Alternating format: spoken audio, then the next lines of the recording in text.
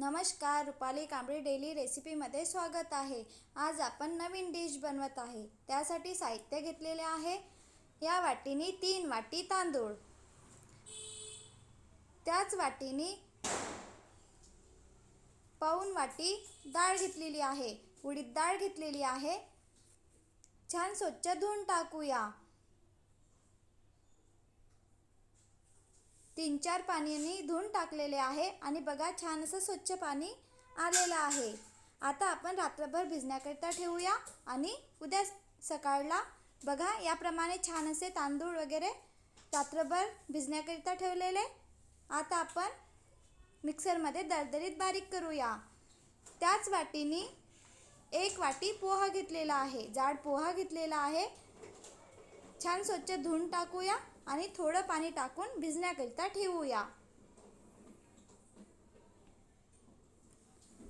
पोहा भिजण्याकरिता बाजूला ठेवून दिलेला आहे। आता आपण रात्रभर भिजण्याकरिता डाळ आणि तांदूळ ठेवलेले होते ते मिक्सरच्या पॉटमध्ये घेऊया आणि मिक्सरमध्ये बारीक करूया। आधी बारीक करायचं, नंतर त्यामध्ये पाणी टाकूया।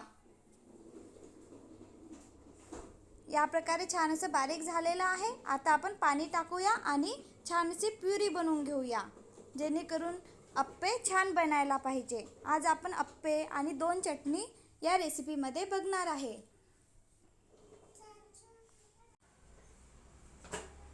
आता आपण जाड पोहा भिजण्याकरिता ठेवून दिलेला होता तो घेऊया आणि यामध्ये थोड्या प्रमाणात डाळ आणि तांदूळ आहे ते घेऊया आणि छान असं बारीक करूया।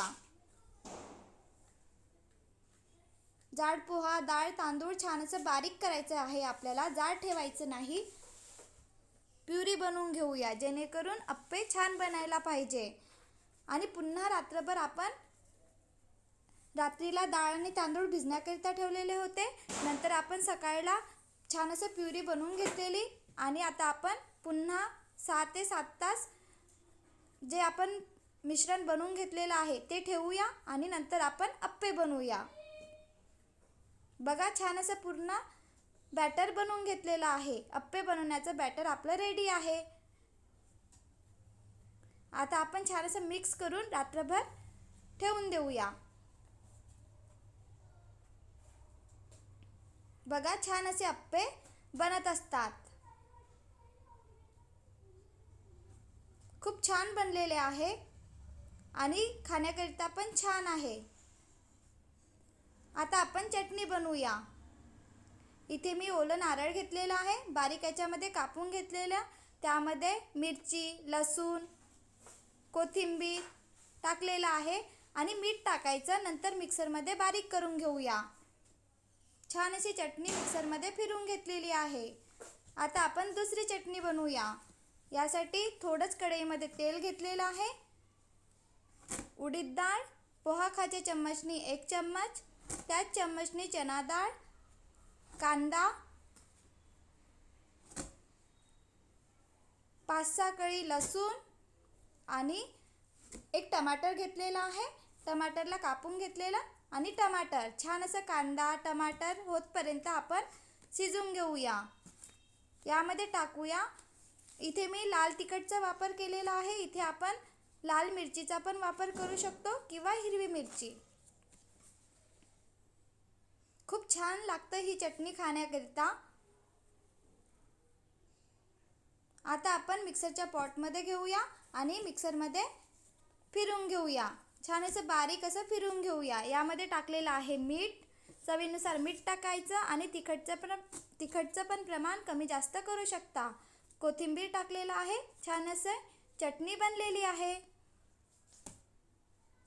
2 पद्धतीने आपण या व्हिडिओमध्ये चटणी बनवलेली आहे। छान अशी चटणी बनलेली आहे। आता आपण जे खोबऱ्याची चटणी बनवलेली होती तिला तडका देऊया। तेल घेतलेलं, जिरं टाकलेलं, जिरं झालं की कढीपत्ता टाकूया आणि छान असा तडका देऊया। छान अशी चटणी बनलेली आहे। आता आपण चटणीमध्ये तडका टाकून देत आहे।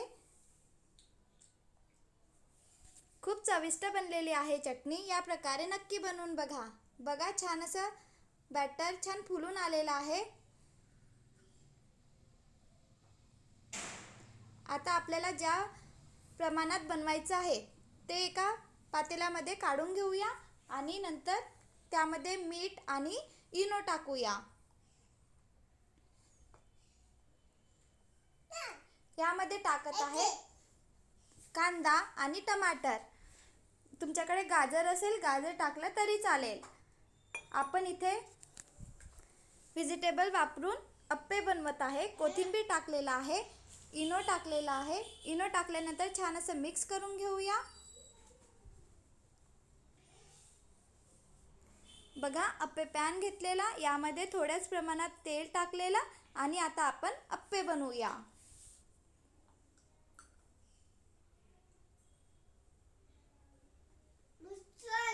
छान असे अप्पे टाकून घेतलेले आहे. अप्पेचं बॅटर टाकून घेतलेलं आहे. लगेच अप्पे शिजत असतात. आता आपण पलटून घेऊया. छान असे अप्पे एका बाजूने शिजलेले आहे. लगेच शिजत असतात आणि लगेच पलटवायचं. खूप सोपी आहे अप्पे बनवण्याकरिता आणि खाण्याकरिता पण चविष्ट लागतं. यामध्ये आपण गाजर, जे पण भाजीचं टाकायचं असेल ते टाकू शकतो. अप्पे आणि चटणी छान अशी बनलेली आहे. या प्रकारे नक्की बनवून बघा.